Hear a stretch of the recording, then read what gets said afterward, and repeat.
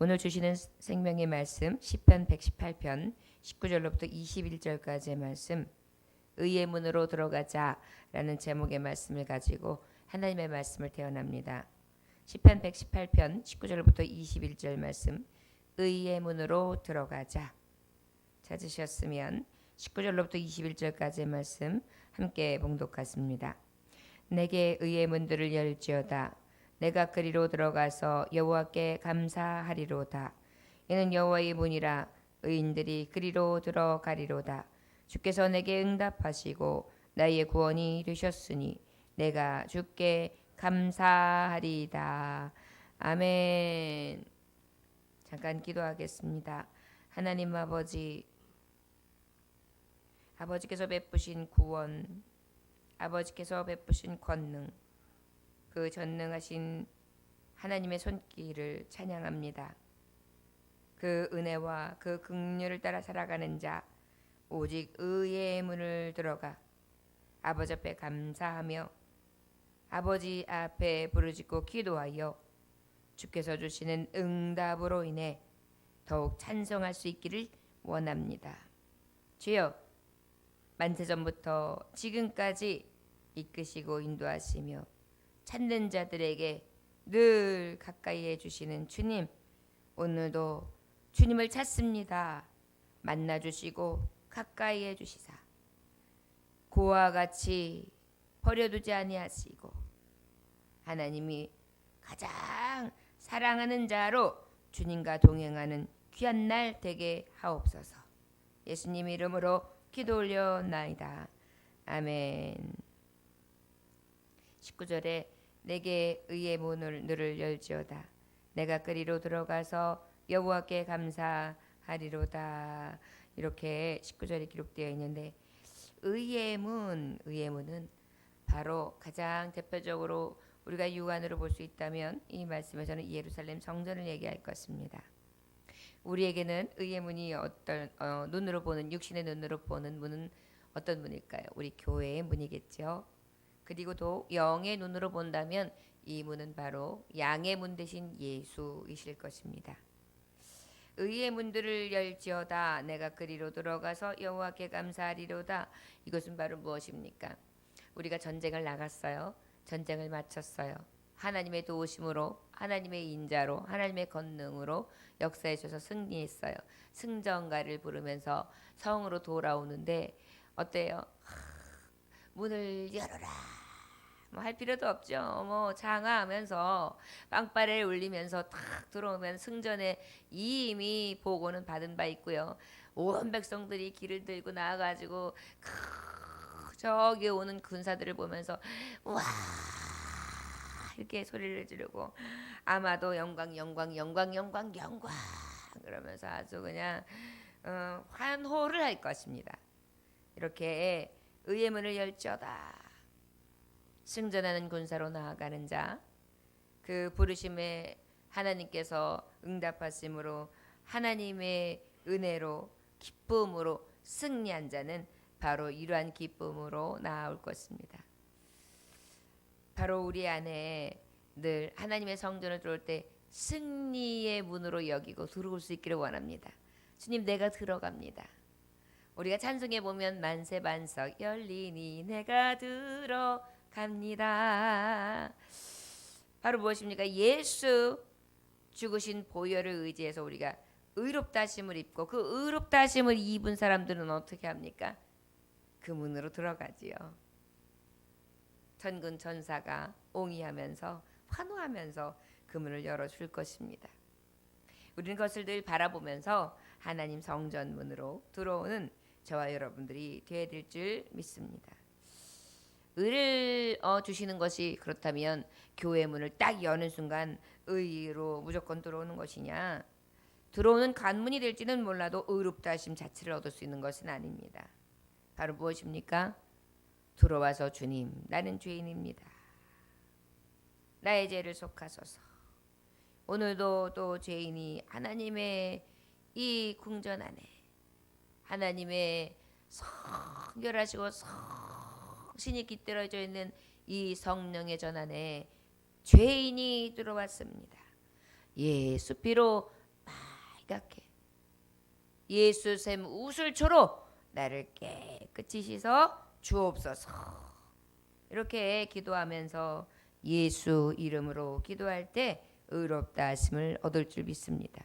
구약시대 때에는 짐승을 들여 제사함으로 예수 그리스도 십자가 죄 구속의 역사를 상징함으로 하나님 앞에 의롭다 하심을 입고 거룩한 백성으로 나아갈 수 있었던 여호와의 문에 들어가는 은혜가 있었던 것처럼 우리도 우리의 주인 되신 하나님, 그 하나님께서 죄인 된 우리를 의롭다 하시는 의의 문에 들어가게 하신 것 오직 감사하며 나아가야 되는 줄 믿습니다.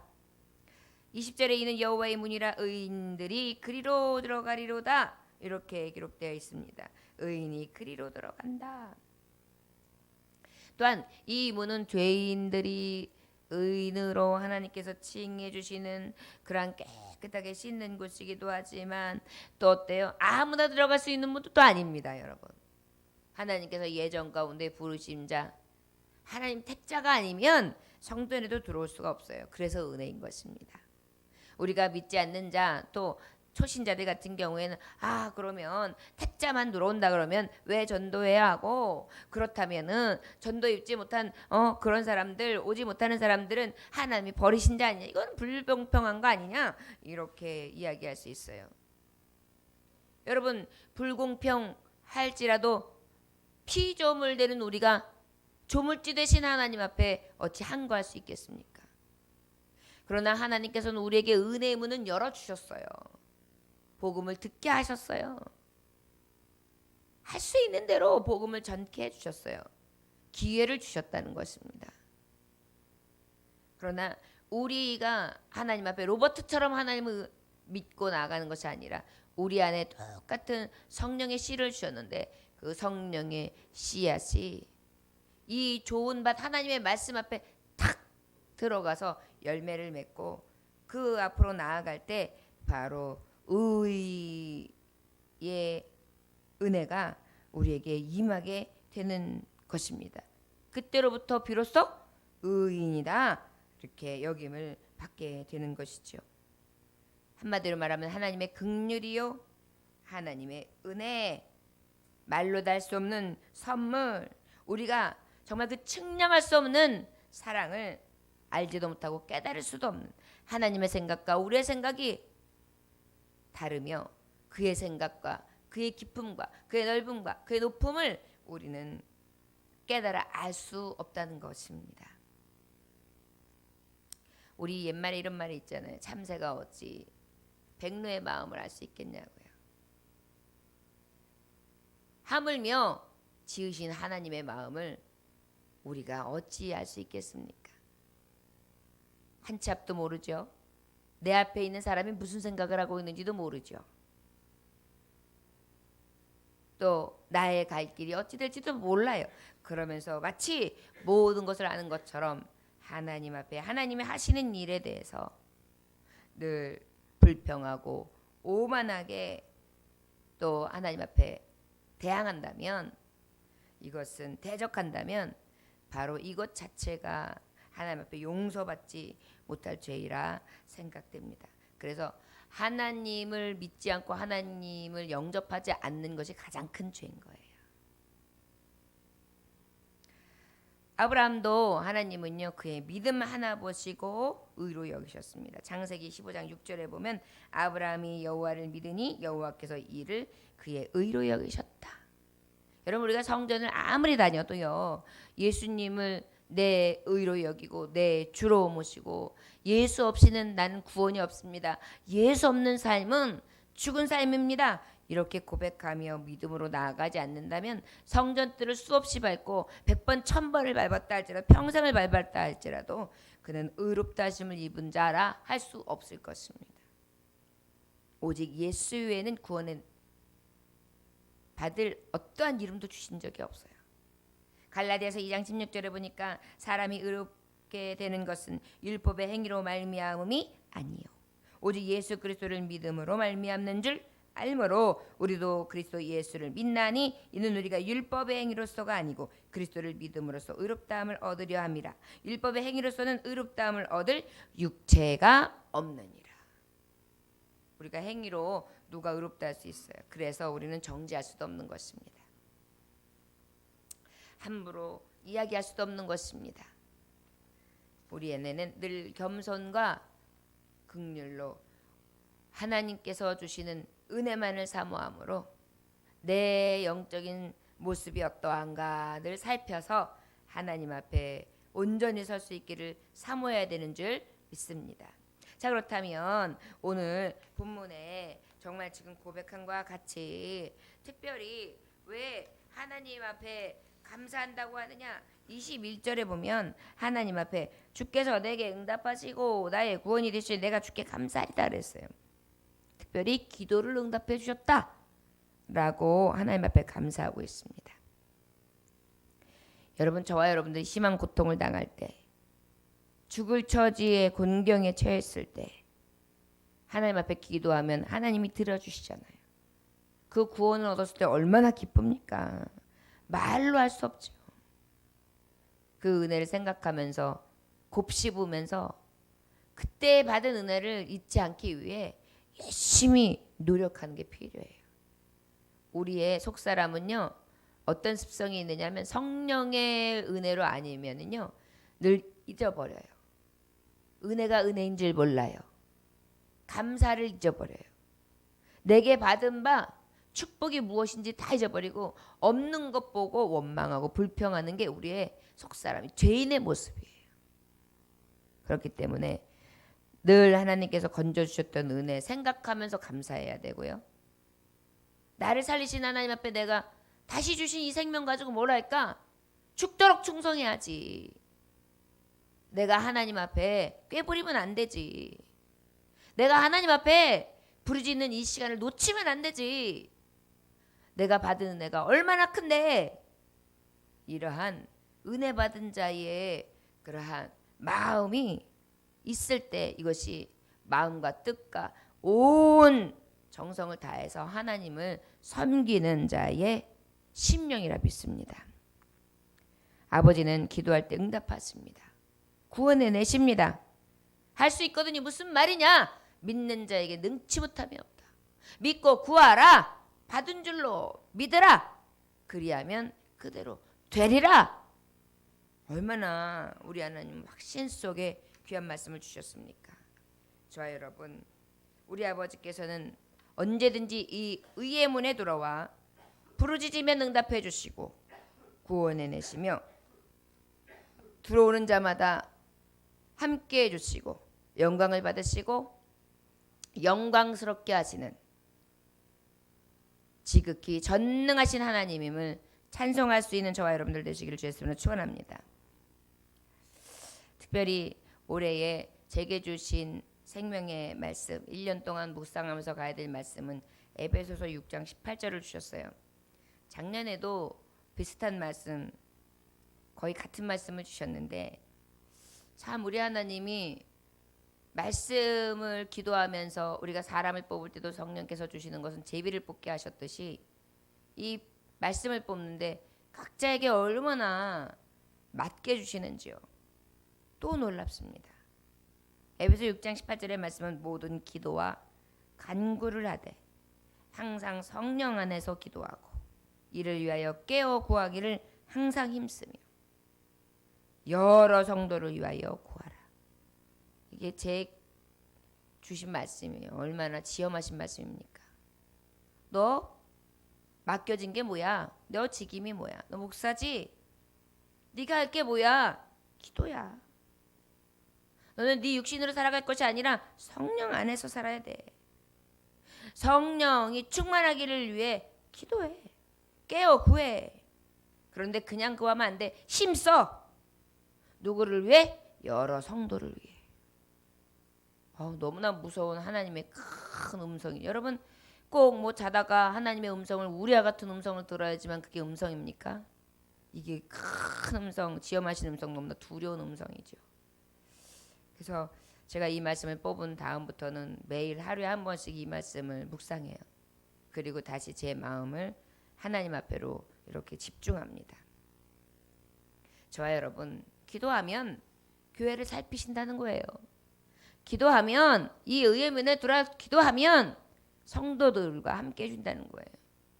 양떼를 위하여 간구하라는 거예요. 너의 직분, 너의 사명을 위해 간구하라는 것입니다. 그러면 어떻게 한다는 거예요? 응답해 주신다는 거예요.